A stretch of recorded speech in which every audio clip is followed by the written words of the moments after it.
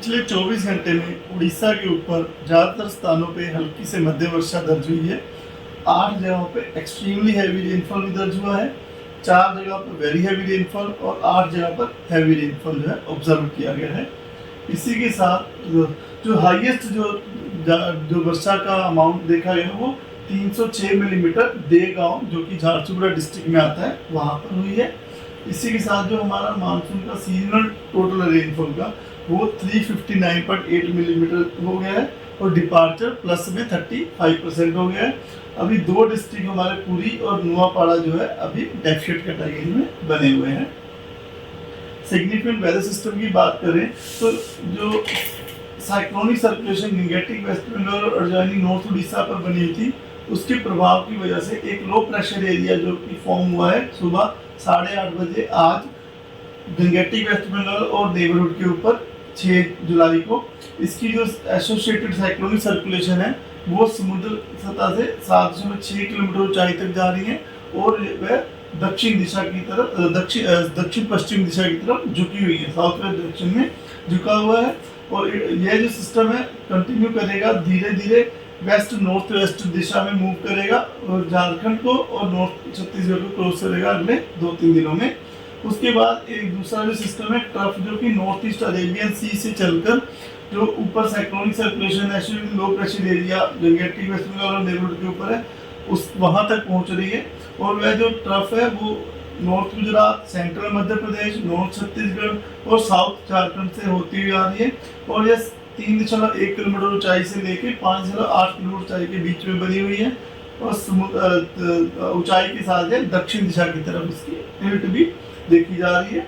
तीसरा जो सिस्टम है हमारा मानसून ट्रफ जो कि पास होगा सूरतगढ़, सिरसा, दिल्ली, लखनऊ, वाराणसी, डाल्टनगंज, बनकुरा, दीघा से होता हुआ south east west north east bay of Bengal तक जाता हुआ दिख रहा है। तो अब तीनों सिस्टम प्रभाव की वजह से आज हम एक्सपेक्ट कर रहे हैं कि मयूरभंज, केओंझर, सुंदरगढ़, संबलपुर इन डिस्ट्रिक्ट में आइसोलेटेड प्लेस में heavy to very heavy with isolated extremely heavy falls भी हो सकता है जिसकी वजह से रेड वार्निंग दी गई है। और बालासोर, भद्रक, जाजपुर, ढेंकनाल, अनुगुल, देवगढ़, झारसुगुड़ा, बरगढ़, सोनपुर, बौद्ध, बोलांगीर, कालाहांडी, कंधमाल इन डिस्ट्रिक्ट्स में वेरी हैवी आइसोलेटेड प्लेस में heavy to very heavy rainfall भी हो सकती है जिसकी वजह से ऑरेंज वार्निंग दी गई है।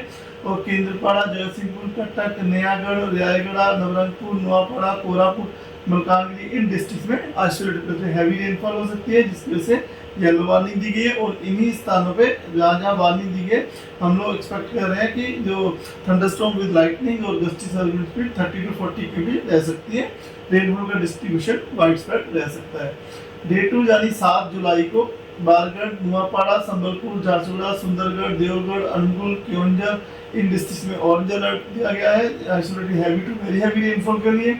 और मयूरभंज, बालासोर, भद्रक, केंद्रपाड़ा, जगतसिंहपुर, कटक, जाजपुर, ढेंकनाल, नयागढ़, बौद्ध, सोनपुर, बोलांगीर, कंधमाल, कालाहांडी इन डिस्ट्रिक्ट में येलो वार्निंग दी गई है आइसोलेटेड हैवी रेनफॉल होने की संभावना से। और रेनफॉल डिस्ट्रीब्यूशन जो वाइड स्प्रेड रहने की संभावना है। 8 तारीख को थोड़ा सिस्टम आगे मूव कर जाएगा तो हम लोग एक्सपेक्ट कर रहे हैं कि सुंदरगढ़, झारसुगुड़ा, बरगढ़, संबलपुर, सोनपुर, बोलांगीर, नुआपाड़ा, कालाहांडी, नवरंगपुर इन डिस्ट्रिक्ट्स में हल्की light to isolated heavy rainfall हो सकती है इसलिए येलो वार्निंग दी गई है। बाकी हम एक्सपेक्ट कर रहे हैं अनेक स्थानों पे हल्की से मध्यम वर्षा तो बनी ही रहेगी। 9 तारीख को मयूरभंज, केओंझर, सुंदरगढ़ इन डिस्ट्रिक्ट में आइसोलेटेड हैवी रेनफॉल होने की संभावना से येलो वार्निंग दी गई है। 10 तारीख को भी सुंदरगढ़, मयूरभंज, केओंझर, बालासोर डिस्ट्रिक्ट में आइसोलेटेड हैवी रेनफॉल हो सकती है।